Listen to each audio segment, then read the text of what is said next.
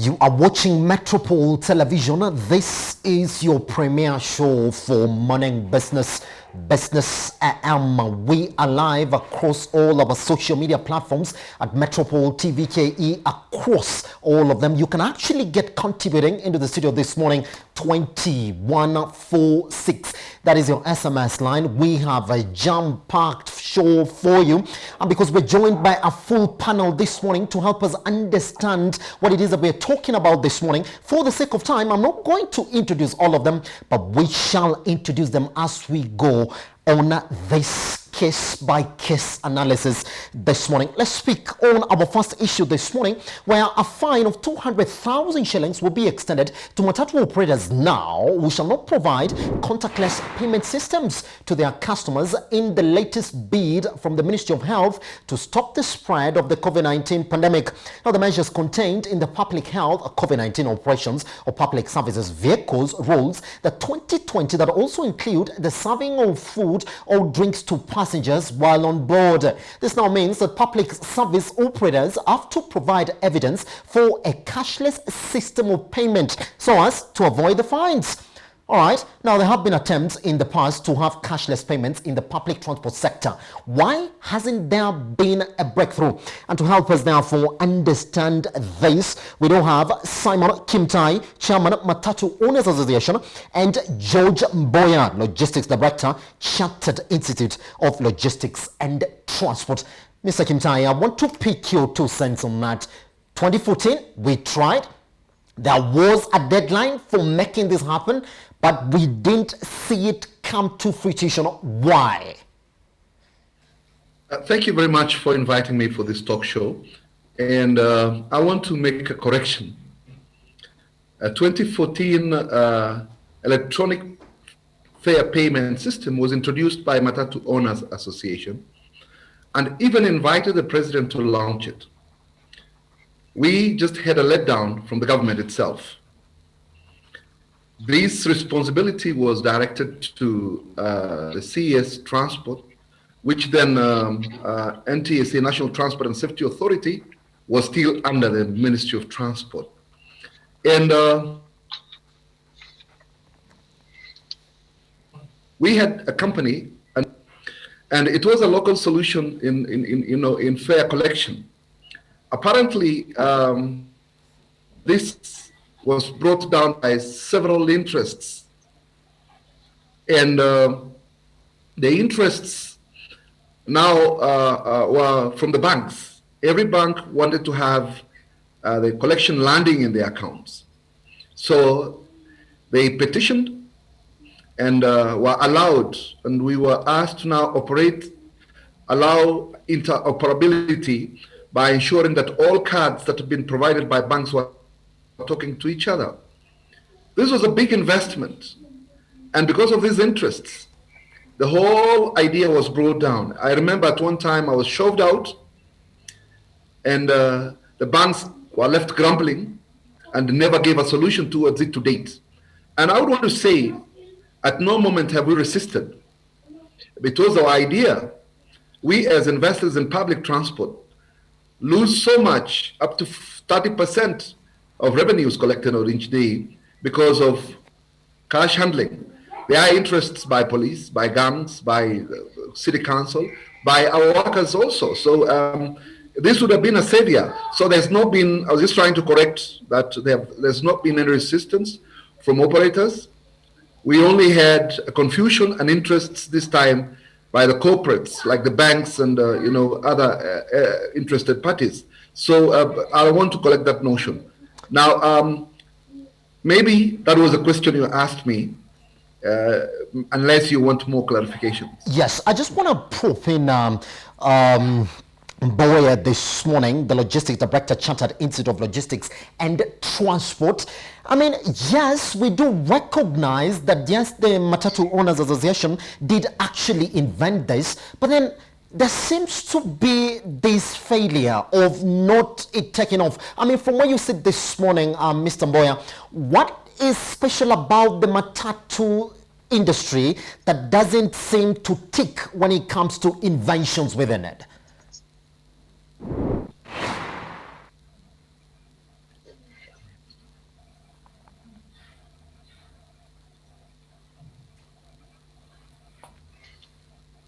All right, Mboya, let me just catch you there. We seem to have a problem with your audio as we try to solve it just before you come back. Let me just bring in Mr. KIMUTAI as well on that end. Therefore, Mr. KIMUTAI, let me take you back to just whatever it is that you're talking about this morning. So how prepared is the PSV industry to go cashless routes? Because now the public health department is telling you there are fines if you don't provide evidence for a cashless system in your vehicle. Well, a system is different from, when people are operating. Individuals invest in public transport.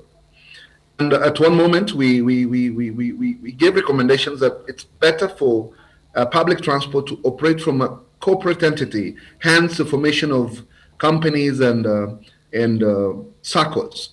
Now, in putting in a cashless system, there is infrastructure, there is big investment, and for it to happen, it's very difficult for public transport. Initially, it was so simple because we had partnered with Safaricom and my 1963 operations. So it was quite simple. But when it comes to complication where banks get interest, they have to play part. So there must be a switch, because if cards have got to be interoperable, that they can be able to talk to each other, then it becomes complicated. It's very simple if Safaricom, like now we had even engaged them again.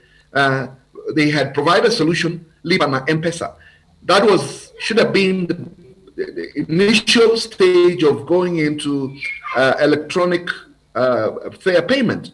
Unfortunately, interests. I think the best thing now is public transport operators should be led to negotiate and operate under without being pulled, that banks also require to play part. Because when you want to provide several cards, it becomes almost an impossibility, because there must be a switch and it must be based in some position. So infrastructure, you could see it could be an investment of over 200 million. So at this particular time, what we need is a simple mechanism that can allow us to pay passengers to pay fare. But I want to say the approach is very wrong now. You don't go into business and threaten them, as opposed to engaging them on how we can be able to provide solutions. It's just like saying today, you go to the supermarket, don't pay. You have to pay using a card. Or if you go to a shop, you have to, without engaging these people on the best way in handling, making sure that there is minimal handling of cash. So I would want to say that it is possible. We would love to have it, but it wouldn't be any resistance. But there shouldn't be threats. And there should be a way of, doing this thing in a civilized manner. Yes, Mr. Mboya, I don't know whether we are good with the audio right now. I'm just going to throw this question to you this morning, and I just want to take you back quickly, therefore, at that conversation as well. Why do you think it doesn't work out in the PSV industry?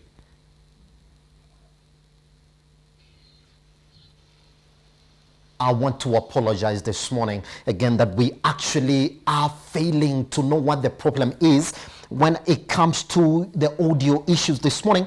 Now, could you remove? Are you able to get me? Yes, now we can get you now. Can you get me now? Yes. You can get me now. Okay. Yes. Let me just proceed without this. My quick answer to this question is based on our culture not to have things done from end to end. And particularly the MATATU sector has had such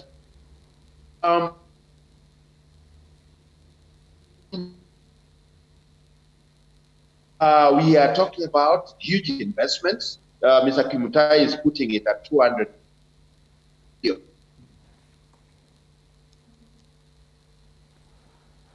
All right, Mr. Mboya, unfortunately, we can't seem to get to you this morning properly. Mr. KIMUTAI, please cap this conversation for us this morning. I apologize that we have going to lose Mr. Mboya. Now, I want to understand, Mr. KIMUTAI, from your end, is the proposed 200,000 fine too punitive, and what role can the government play today to make sure that instead of talking about fines now, COVID-19 pandemic acts as a platform, therefore, for this cashless shift that they have been trying to implement?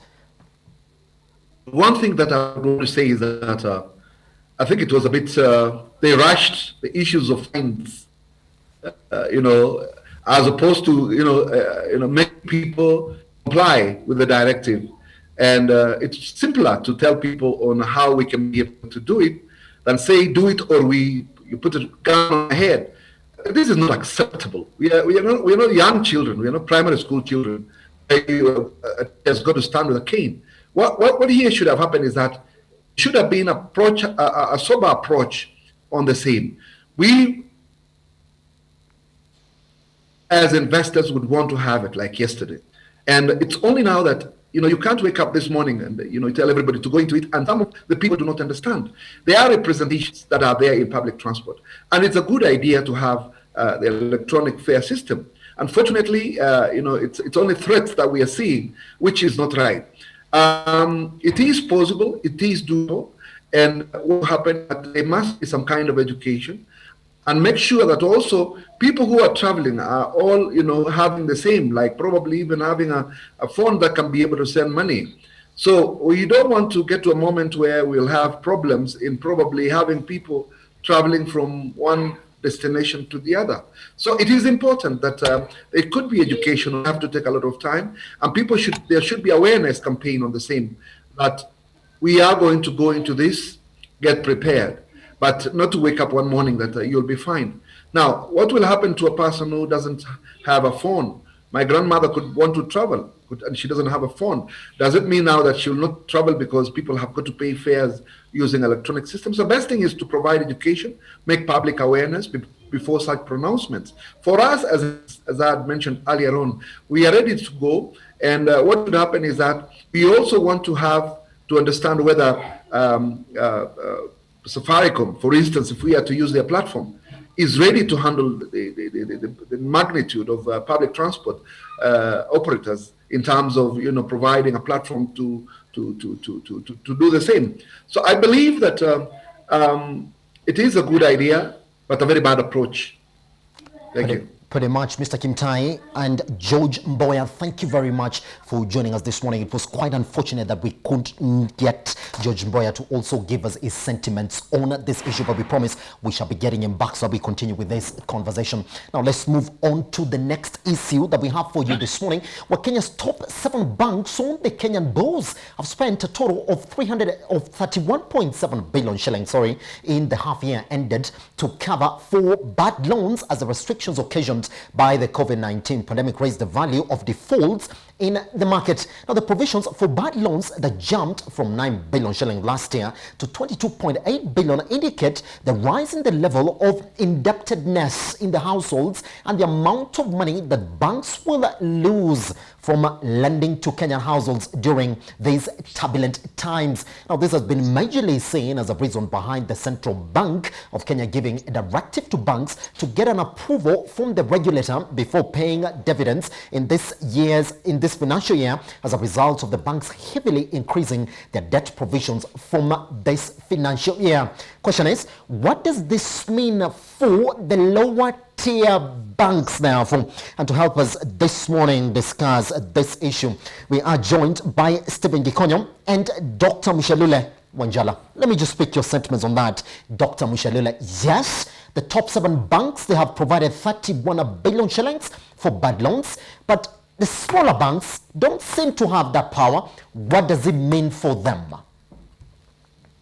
Okay, for that issue, for that concern, the lower tier banks will get more business in terms of loan. This is because the lower tier bank rules on lending and other regulation are a bit more relaxed and flexible for them compared to the bigger tier banks. Consequently, there will be a shift of customer to these lower tier banks. Most of them, they refer to go to the lower tier banks. So at the end of the day, they'll get more businesses compared to the bigger tier banks. Yes, all right, but when I come with that, Dr. Mucheleulwe, let me also pick the sentiments of Stephen Gikonyo this morning on what, therefore, this means to the lower banks, which I would say will not have the same might as the top 7 listed banks. Okay, what I'm talking about, what I'm putting in mind is that when you compare between the higher tier and the lower tier, The reason I'm saying the lower tier, they reach to the possible mwananchi down the ground very easily compared to the higher tier banks. Banks, they have a lot of bureaucracy, they have a lot of procedures that are there. So for this, it will be an opportunity for the lower tier banks for them to maximize this opportunity. Okay, and that's why they're going to have more businesses compared to the higher tier, because their regulations are very flexible. But the higher tier banks, they need a lot of approval. They need a lot of procedures there to be made. But the lower, they are flexible. They are very flexible and also flexible to the common mwananchi, whereby mwananchi, you're looking at the mwananchi with income maybe 1,000 shillings per day or 500 shillings per day. He'd be more comfortable to work with the lower tier bank compared to the higher tier because of the procedure that are there. And also going back, going forward, such kind of things becomes a challenge. And that's why this is an opportunity for the lower tier banks, for them in terms of the. All right, all right. Now, just to cut you short there, Dr. MUCHELULE, so that when we stick within the time, Mr. Gikonyo, now the Kenya Bankers Association has said this week actually that the banking industry is well anchored to withstand the effects of the COVID-19 pandemic. How true is this? Going by the caution that CBK is taking in the industry by requiring the banks to get approval before paying dividends in the current financial year?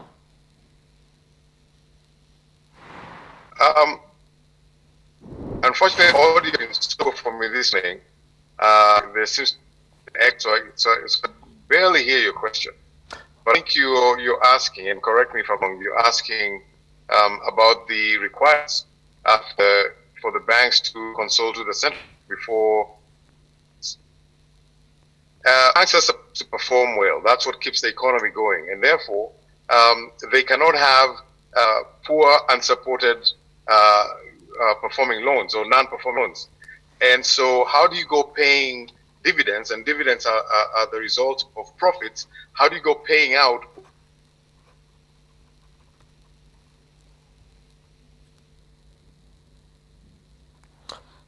All right, Mr. Gikonyo, we seem to have lost you there for a moment. Just let me go back to Dr. MUCHELULE again. If you can get me, Stephen Gikonyo, can you get me? I also want to respond to that. The Kenya Bankers Association has said this week that the banking industry is well anchored to withstand the effects of the COVID-19 pandemic. So this statement, for me, I can say this statement is not true. It's not true as an expert. The scholar is not true. Because the banks are not cushioned against this pandemic. This is because even before the pandemic was there, we had debtors. Debtors were already huge. There was a lot of debt. But because of pandemic, we are going to cushion this thing. I think that something is not right somewhere. Somebody's trying to play games. Because this pandemic, nobody planned for the pandemic. It just happened. Okay? So it's not right for me. Considering the loss of jobs and shutdown of businesses, the situation will even get worse, depending on the situation how it is. If we don't manage it rightly, if we don't do things right, it becomes a problem. So if somebody is saying that now, somebody saying the caution that CBK is taking in the industry by requiring the banks, there's nothing like that. It means that there's something that is hidden for a common mwananchi not to know what is happening. If somebody wants to maximize an opportunity to the pandemic by putting us such kind of sentiments. But scholarly, as a practitioner, it is not true. It's false. Pretty and much. The bank, the CBK must come out clearly and tell the common mwananchi. All right, let me bring in Mr. Gikonyo on this as well, Dr. MUCHELULE, as we talk about it. I mean, the KBS says, yes, we are well anchored as an industry to weather the effects of the COVID-19 pandemic. CBK tells you over the other side, before you pay any dividend in this financial year, you have to get approval from us. What does that tell you, Mr. Gikonyo, this morning? I agree with CBA, because banks have obligation to follow regulations. And to follow those regulations, it requires them to manage portfolios. For if you have a loan book that's heavy on the performing side, you cannot be talking about doing well. It's your responsibility to make sure that when you give, people can pay, and if they can't, that you take appropriate measures to ensure that you're one as you're required. That banks are supposed to work within that framework, and therefore don't paying dividends, because dividends are paid to the proprietors or the owners or the investors in the bank. Don't go making profit on one side and on the other you're not following the rules. So I'm in support of this. All right. Let's, gentlemen, therefore move on to the next issue this morning, where it's now imagining that 600 companies in the economy have shed jobs during the COVID-19 pandemic, a factor that the economy was been witnessing, a factor that has made the economy witness the worst unemployment levels that were last witnessed in the mid-1990s as a result of the current economic downturn. The Federation of the Kenya Employees now says that the current situation in the country could be the worst. Now, the 1992-1997 period saw the worst economic downturn ever witnessed in the country, that saw the IMF recommend unprecedented measures for the country to take, including forced retrenchment. Now, this comes on the back of the formal jobs created in 2019 falling to 78,400 last year from 80,800 in 2018, the lowest in 7 years according to the Economy Survey 2020. Question being, is the situation likely to correct, and if so, when do we expect this to happen? I want to start with you, Dr. MUCHELULE, on that. When do we expect the situation to correct, and if so, is it going to really correct? I think we should not wait. We should not wait situation to happen, because I understand that the human being should adapt to the environment. I think there was a big challenge when the COVID started, maybe in the first month, the second month. By the third month, we need to adapt to the situation how it is. So for me, it's a matter of our attitude on how to do things, because things happen and we need to embrace change in one or another. So if people are thinking that may to be worse, and you heard yesterday the president's statement when he was speaking, he was saying that you're almost flattening the curve of the COVID issue. So it means things are not badly off, because people have gone back to business as usual right now. They're turning as normal. So I think with the time things are going to work well. So if people are just sitting down, maybe thinking for something that they cannot foresee, no, they need to tie their slaves and go back to work as normal as it is, because things right now, I think we are doing well, not badly, as expected during the first month, second month of the pandemic. So I think now it's just our attitude. We need to change our attitude, and also we need to accept this thing has happened for us, and we need to see how we can change it. So it changes a process, and we need to put it in our mind and accept this thing. And I think we are going to be okay. Pretty much. That's All right, Dr. perception. MUCHELULE, let me bring in Gikonyo this morning so he can weigh in on this. Gikonyo, do you think that the situation is going to correct? And if so, when do we expect this to really correct? And what are the indications right now that it's bound to correct?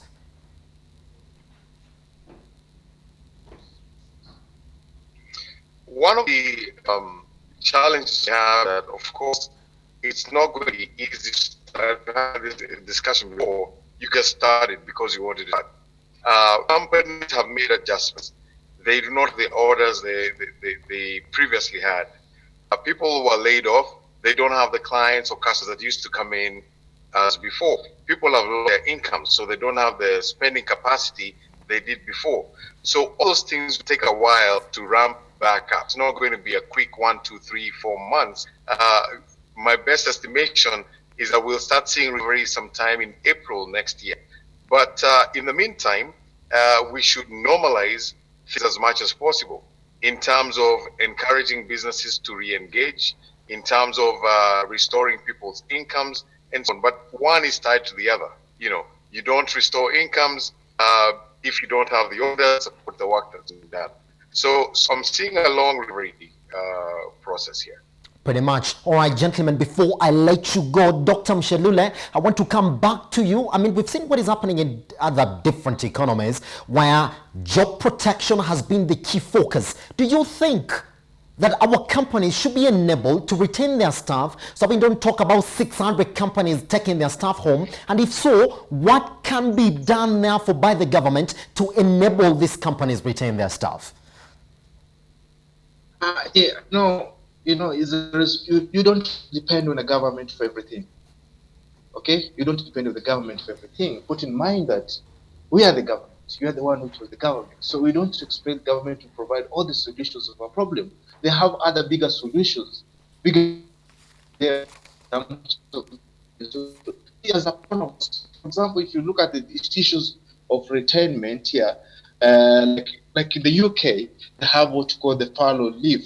The furlough leave, whereby is one of the new concepts there, whereby it's indefinite leave during which the government covers wage costs among its staff. This is something. So if you had something like that, for example, maybe in the public sector also, like the UK, having the furlough leave in how the government can cover some of the wage costs, maybe it might be good to the private sector. Maybe they give them some cushion, they give them some money to manage themselves for some time, maybe in a form of a loan or what like that. So the most important thing that maybe people are missing here, concept here, for example, in Kenya, we're missing so much, is we don't engage our employees. You know, if we engage an employee and tell him the situation, and he understands the current situation, and give them some options, I don't think if it's going to be very difficult for employees to make a decision. But now you are just maybe you come in the office and find a memo, such kind of that. You know, it doesn't work right now. I don't mind that Kenya is a democracy country. It doesn't make sense. So that's some of the things that are there. Maybe you can have an engagement with employee. You can discuss issues of temporary reduction in pay and benefits. Maybe you can say you're going to do some PDMs, some auto due because of the current situation you're having. You're facing challenge A, B, C, and D, and C. So they'll make it for you. Don't coerce them. They'll make a decision. Or you can say maybe what do you think about if you do unpaid leave? Also, it makes sense, so that you don't lose a job, because we don't feel like it's a hard situation, it's a hard scenario, but it's not good for us maybe to sack you or to do it, but we have this. Pretty much. All right, therefore, to cap this conversation, I want to bring in Stephen. Stephen, yes, 600 farms suggest are, for us what are some flexible that can work well with you. You know, I'm saying 600 farms. The problem is employee engagement. If they engage the employees, they won't be problems. There won't be problems. They'll give options. The employee will give options and unfortunately you find that some of the best option might come also from the employees. That's the thing, from the to the employer. And the company will progress, will do well. At the end of the day, nobody's going to be harmed. It's going to be a collective responsibility. Yes, Dr. Muchelule, I'm afraid I'm going to have to cut you short so that we stick within this time. So now, Stephen, if you look at the situation, Dr. Muchelule tends to think it doesn't have to go to the firing, that we can wait, we can retain them on unpaid leaves. But do you think something can be done now to sort of help these companies retain these employees from the government?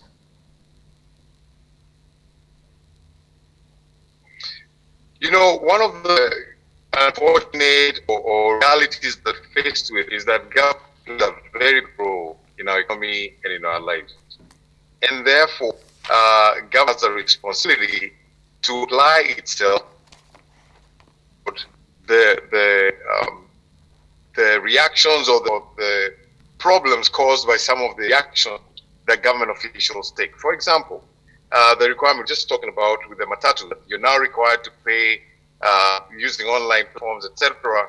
And if you don't, there'll be punishment. That's the wrong approach. But coming to what we're currently discussing, employees in our environment don't get the opportunity in most organizations to participate in those managerial decisions anyway. And so managers do generally the lazy thing, that is the person you do cut people's jobs.